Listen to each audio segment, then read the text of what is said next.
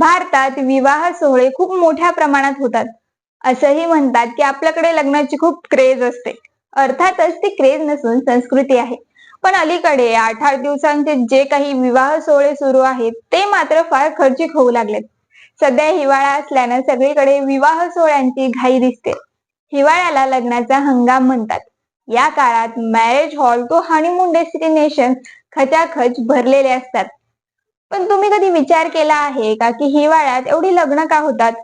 याच विषयी आज आपण समजून घेणार आहोत. नमस्कार, मी श्वेता. तुम्ही पाहताय फिलिंग्स मनातल्या.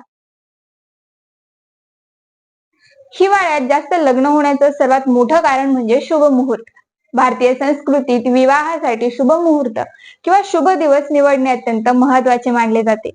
हिवाळ्याच्या महिन्यात प्रामुख्याने नोव्हेंबर ते फेब्रुवारी दरम्यान हिंदू दिनदर्शिकेनुसार अनेक शुभ तारखा आहेत. हेच कारण आहे की बहुतेक लग्न याच काळात होतात. दुसरं कारण म्हणजे हवामान. हिवाळ्याचा ऋतू विवाहासाठी उत्तम मानला जातो. पावसामुळे ना जास्त उष्णता असते ना जास्त थंड हवामान. जड लग्नाचे कपडे घालून दीर्घ काळ टिकणारा मेकअप आणि मैदानी कार्यक्रमांसाठी हिवाळा अनुकूल असतो. तिसरं कारण म्हणजे पैसा. शेतीच्या मोठ्या भागावर अवलंबून असणारे शेतकरी भारतात मोठ्या प्रमाणात आहेत. हिवाळ्यापर्यंत खरीपाचं पीक काढणीला आल्याने शेतकरी व त्यांच्या कुटुंबियांना आर्थिक स्थैर्य प्राप्त होतं. अशा वेळी लग्नाचा खर्च हाताळणे सोपे होते. हिवाळ्यात ताजेतवाने वातावरण असल्याने खाण्यापिण्याचा आनंद द्विगुणित होतो. गाजराची पुडिंग, मखाना खीर आणि गरमागरम पदार्थ अशा रेसिपीज लग्नाचं डिनर खास बनवतात. थंड हवामानात अन्न लवकर खराबही होत नाही.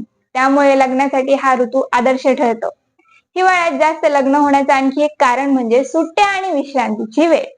हिवाळ्यात शाळा, महाविद्यालय आणि कार्यालयांमध्ये सुट्टीचे वातावरण असते.